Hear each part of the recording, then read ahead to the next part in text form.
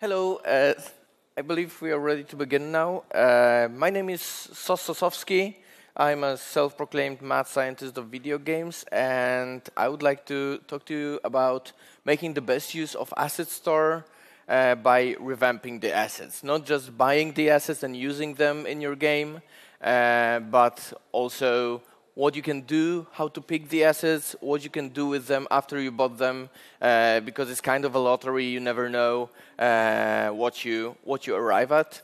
So I'm Sos Sosowski. I'm mostly known for a game called MacPixel that I released a long time ago. But now I'm working on a game called the Mosh Pit Simulator. And to give you a quick idea what the Mosh Pit Simulator is, here's a really short video. Mosh Pit Simulator is a game about boneless and brainless zombies that overcome the world. But they're harmless. They just want to live their lives, but they don't know how because they don't have brains. But you just want to get in the way, so it's a game about harassing those zombies. And you can like glue a foot to zombies' face or do this just because it's funny, but the zombie is suffering, so it's kind of terrible thing to do. And as I'm a one-person team, I use Asset Store because I believe that spending 30 minutes on an asset that I bought for $5 is worth way more than spending 2 days of work or to make an asset that's probably not even the same quality because I'm mainly a programmer and not as good graphic. And even if I was able to do that, it would probably take me a long time. So the main place the game is taking place in is a city.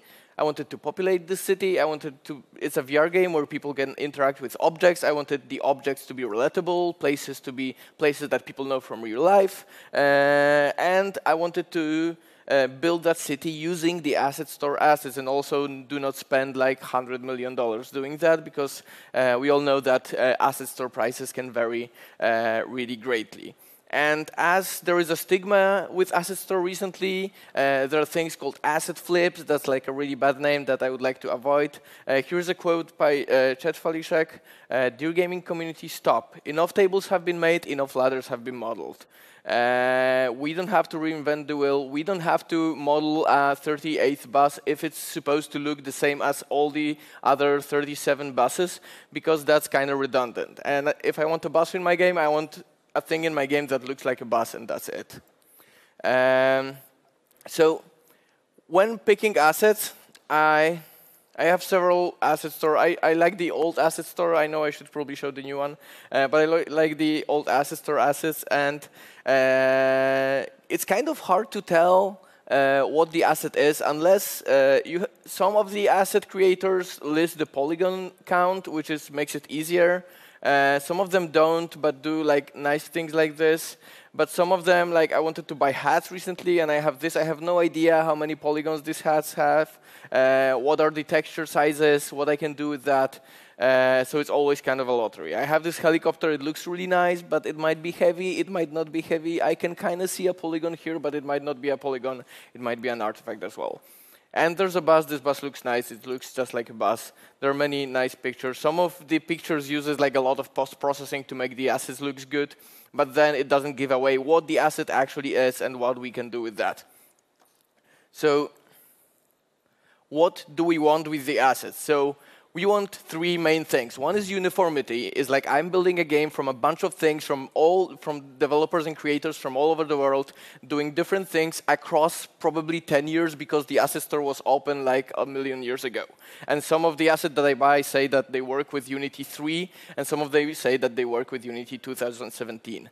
So we want uniformity, and to do that, we can fix up the materials. If there are legacy materials, we change them to standard shaders. We can add detailed textures. These are supported by the standard shaders. And if we want something more, we can also write our own simple shaders to handle things that to make them look better without much work. Second thing we want is scalability or versatility, however you want to call it. It's that when I buy a car, I want the car to be able to be seen to look like a car. I want the doors to open, maybe. I want the wheel to turn. I want the wheels to turn. I want those things to be detached from the main models. Some of the models come in a uniform size. So what you can do is you can cut up the models yourself, and it's really easy. And also, you can create physical representation. You shouldn't never count on the scripts and the physical things that come with the assets, because as I said, they might be compatible with Unity 3, and you get the old scripts. You should always use just the 3D model with your game and like let the rest be.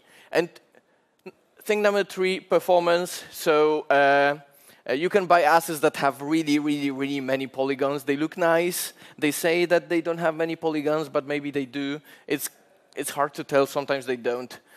So you want to be able to reduce the polygon count, and when you do, you can still use the original asset when you look closely at it, like especially in VR game like mine. You can look closely and have the high LOD, and then have the LOD, which is really easy to do.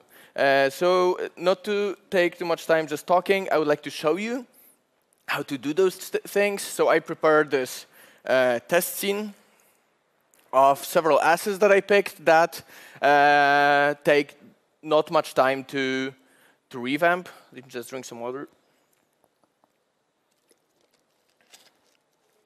So to begin with, I told you about fixing up the materials. So there's a live stage pack asset that has these nice boxes. They look really nice, but they all have legacy shaders. Maybe I can. Just give me a second. Zoom it. Come on, zoom it. They all have legacy shaders. So it's, come on, zoom it. Yep. Okay. Yay. They all have legacy shaders, so you don't want that. You want to use the standard shader because that's going to impede the quality if you have too many materials. And also, standard shaders look way more nice. When you enable it, you can see that it looks better. I have placed a reflection probe on the scene, so it affects that as well.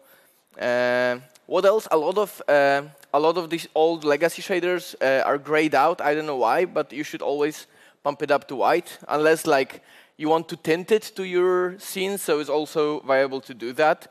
And move these two sliders, metallic and smoothness, because they're always set at default. So this is I can set this to metallic and smoothness like this, and it looks really nice. It looks way better than it looked before.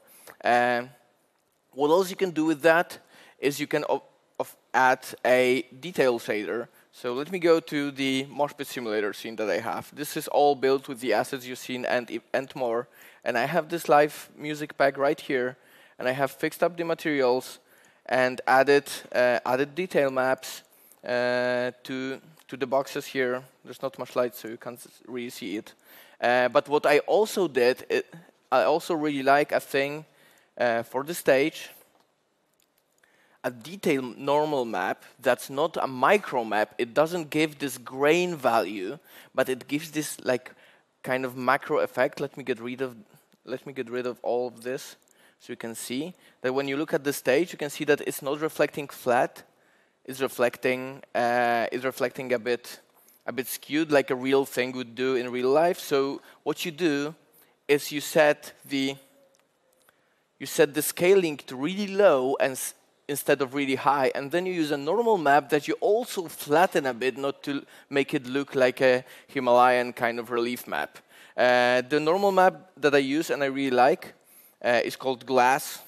It looks like this.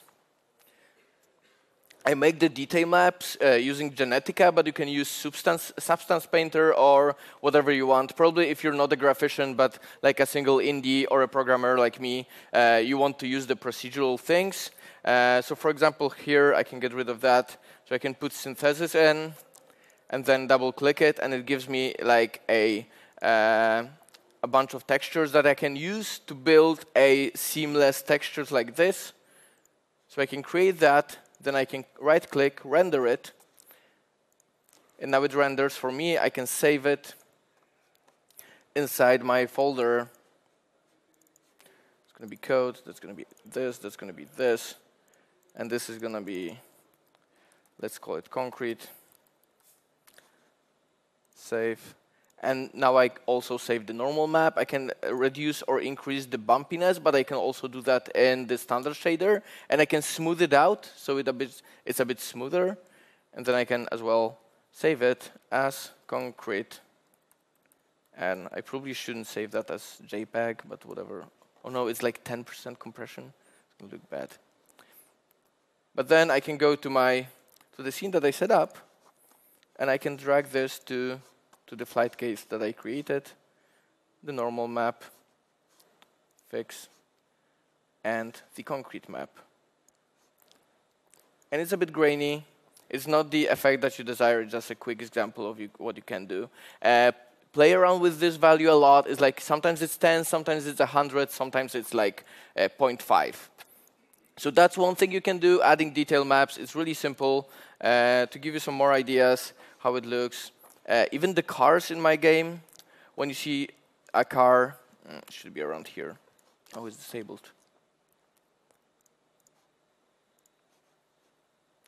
There's a car here, and even though I cut it up, I also fixed it with a normal map, the glass normal map for the reflections on the side, so it doesn't look flat. It's always a good thing to do that. The roads that you see here, even from a close-up, they don't look bad. And also, if you look at the original road here, that's the same road. You can see that there's a texture seam. The texture resolution here and here is really different resolution. But when you add a detail map, it's totally masked, and you cannot see that anymore. So it's a good thing to add detail mask. It's really simple. You can create them yourself. You can probably download them from Asset Store as well. The second thing I was talking about is with fixing up materials and adding detailed textures, sometimes you need to write your own shader. So that's what happened when I was using the buildings pack. So this is the building pack. It doesn't look too good, but like from close up, it looks like a soup of bones or things. But what I noticed is that it has this nice specular reflections on the windows.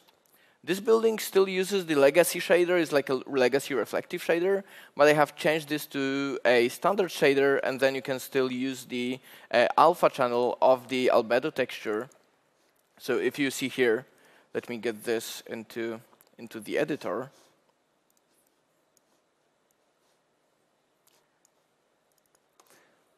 And zoom it in a bit.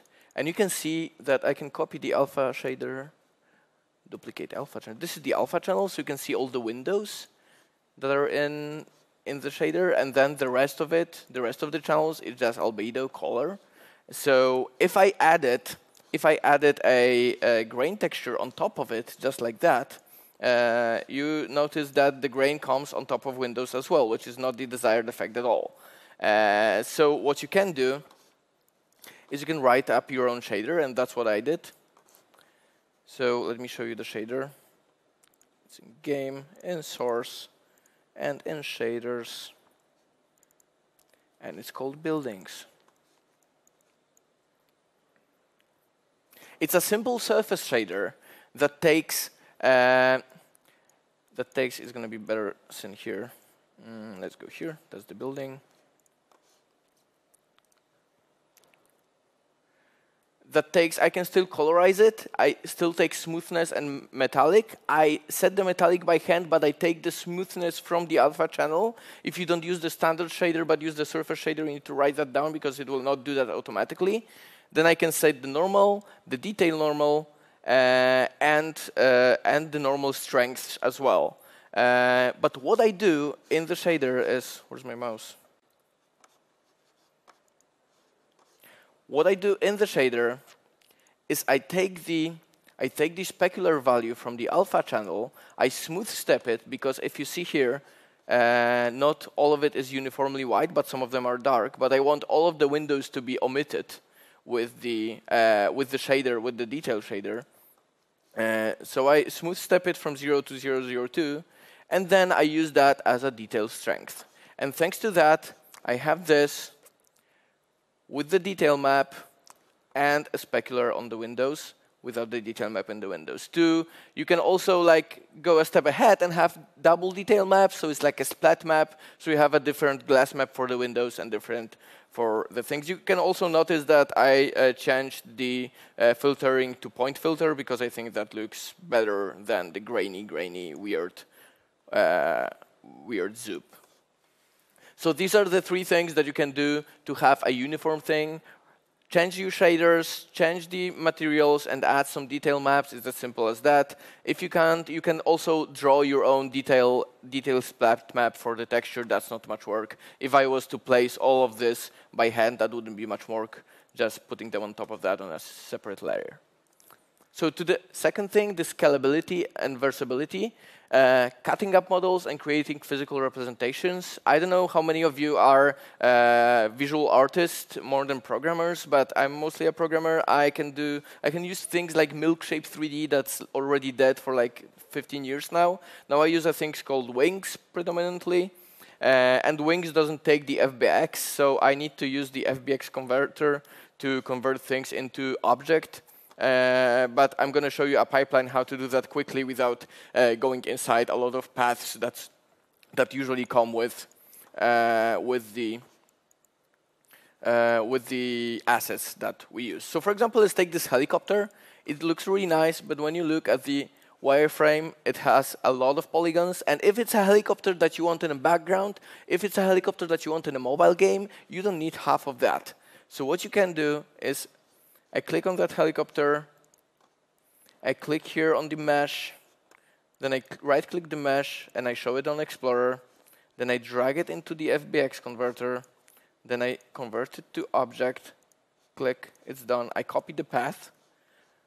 I open the Wings 3D, I import an object. Then I paste the path, it's not here.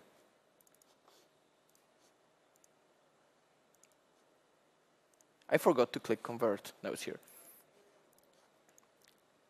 Now I wait, and I have a really giant helicopter. So I import it again and set the import scale to 0.01.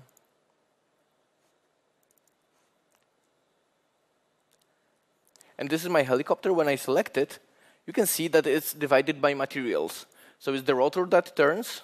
These rotors turn separately, and these are different materials. But what I want to do is I want to remove a lot of things from it. So I can select all of this, right-click, and separate.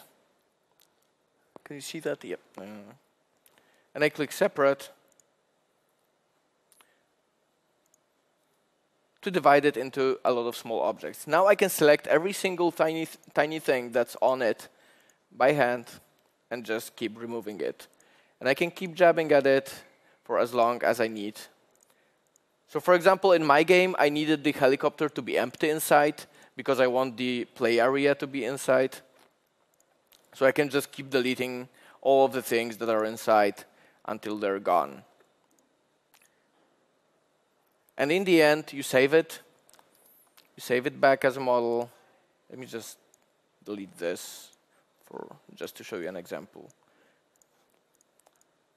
So if I save in this program, the problem is that it's not going to retain it's not going to retain my smoothing groups. So I need to right-click and auto-smooth it or smooth it by hand. And it's not going to retain the materials, but it's going to retain the UV values. So if I export it as an object now, I will call it AH7.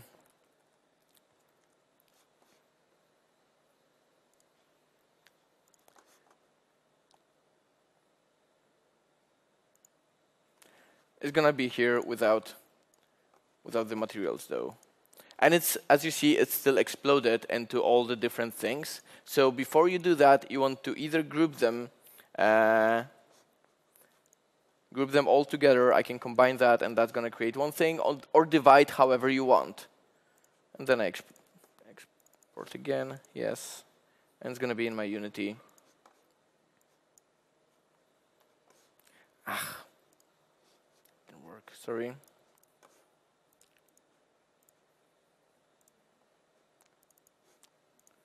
Here we go. Oh, something's wrong. But to show you the final, not to slow it down too much, to show you the final thing, in old game modes, I have the H7 here. And it's the helicopter that I changed. I removed everything from the inside, so I have the player, the play area is inside, and all of the seats are gone. And I have the shaft that is movable, it is removed, and I can spin the rotors. And I also fixed up the materials on that, so I added my favorite glass thing on it, on top of it. So also, I did the same thing with the bus that you see here. Oh, it imported, great. So there's a bus somewhere here. And the bus is really nice, but I wanted the doors to open, but only the wheels are separate. And I wanted the wheel inside to be able to turn. And I wanted to remove some of the seats because I wanted the play area to be inside as well. So I did the same thing. And I have the bus somewhere here. And I added also a physical model, so I don't rely on anything that is given to me. I made this entirely from, mostly from box colliders. I removed things from here. I made the this is on a hinge joint, so it's movable. The wheels are movable, are on hinge joints, and these doors are on hinge joints, so you can open them and get inside the bus. So it took me, I bought this bus for like $10, and it took me like 30 to 40 minutes to create a thing that is actually usable in my game that does exactly the thing that I want. Even though the intention, the thing that I got wasn't exactly that. And to the last thing, the performance, that's sometimes also a problem with the assets, is reducing the polygon count. So a good example of that is I bought asset of veggies. It's photo scanned, so they're really nice. It's like this cucumber. It looks really good, but it has a lot of polygons and this really nice texture. And you can mess around with the shader a bit to make it look whatever you want. But then I wanted to reduce it. I already did that, so let me load it. Let me load it here to show it to you. I will import assets, food, vegetables, meshes. And I have the cucumber. And basically what you want to do is you just want to keep deleting the vertices. So I select this, this, this, this, maybe this, this, and this, and this. And make sure that I don't delete anything that I don't want. And this is more time-consuming process, but the end result always looks beautiful. Then you reconnect these and you delete vertices in the vertical lines until you arrive at until you arrived at the low poly model, and then you can save it and then do the thing again. So you get a model like this, and then you save it, and then you go at it again until you get a model like this. That's the final LOD. And then in Unity, you just set up a LOD group where you can set all of the 3 representations for your cucumber and still use 3 of them, still use the original things that you can see from close-up and use the things that you made. You can see the material is a bit split up. If you use better tools than my Wings 3D poor man's modeling tool, you probably will not end up with that, but it's LOD, so when I look from far away, I don't care if it's broken because it's LOD. So I spent like an hour on that cucumber maybe, and it looks really good, and it still retains the value of being the high-quality object that I made it to be. So I guess this is all. Oh no, there's one more thing. I'm sorry. There's this fence. So this fence, this is my favorite asset. I bought the fence pack, and every single one of these fence parts is 11,000 polygons. So how do you fix that? It's impossible to go and click the polygons. So what I did is I took the part of the fence, I went here, oh sorry, I took the part of the fence, I moved it to a empty scene, I made the background white, and I baked it. Basically, I did this. I made the thing orthographical, and I screenshotted it. Then I used that, the black and white, as an alpha map to create, basically, to bake it into what I have here. What I have here, this is the original one, the high LOD. But if I go into the low LOD, where's the LOD group? If I go into the low LOD, it's just, oh, come on. It's just a baked texture. So it's like instead of 11,000, it becomes 40 polygons with not much work, because you can just create a cube, put it on top of the old model, and create it as a LOD. And still using the cool, nice high poly LOD for close-ups. It doesn't even have texture. It just has a million polygons. So this is how you fix up assets. I hope that's some interesting news for you. Oh, one more thing. There's like bushes and things like that. They're easy to import, and when you look at the wireframe of them, they usually come in like bunches. So there's a bunch of like cross-section kind of leaf things. If that's too much polygons for you, just take half of them and delete them. Save it back, and then you have a bush that's less polygons. So that's all from me. I hope that was some interesting information for you. And I hope we can all use more asset store assets without having to explain to our players that this is not a bad thing. If you have questions, I hope we still have time. This is the last talk. So thank you very much.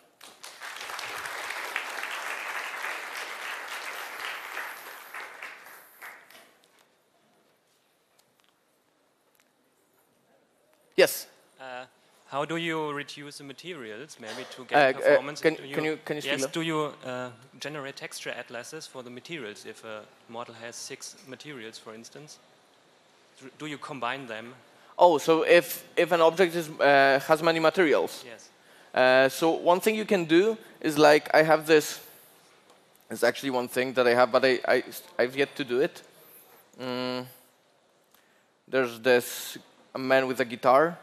Oh, and the guitar is gone.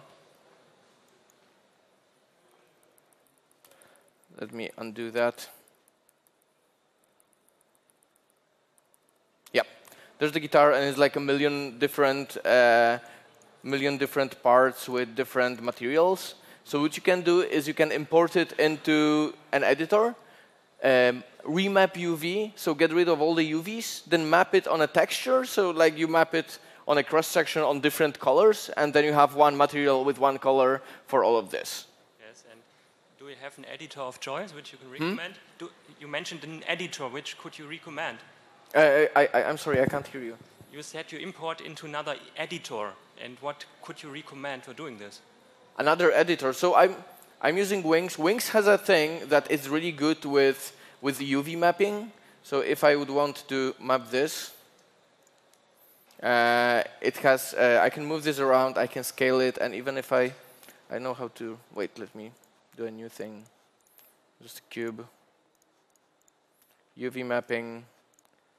Segment by projection. Continue unfolding. Here we go. This is my cube mapped onto a thing. So that's now I can select different sides, and I can move them around. On the texture, I can also load my background texture, whatever I want. I can bake the background texture, so I create the texture, and now I see the outlines, and I can import that into my editing program, draw on that, export it back, see how it looks in the game. So that's the easier thing to reduce the material count, and that's a good question, by the way. Thank you. Anybody else? Yes. Yeah, thanks for the talk. Any reasons for using Wings 3D instead of something like Blender? Come again? Any reason for using Wings instead of something like Blender? Oh, that's something I really know how to use. Okay, I see. So just, yeah. It's faster. I guess I should probably spend some time learning something else, but it's A, it's free, and B, it's like, it works with whatever I do. Yeah, I see. just looked like a really manual process, removing the vertices. But I use Blender I when I cut up the rigged objects because Wings doesn't have animation. Okay. So if I was cutting up things that have skeletons, I need to use Blender, but I'm really slow with that, so I rather use this. Okay, I get it. Thanks. Thank you. Anybody else? Okay, if you have more questions and are shy, I'm going to be here packing up. You can come up to me and talk to me, and I'm going to be around for a little while too. Thank you very much. And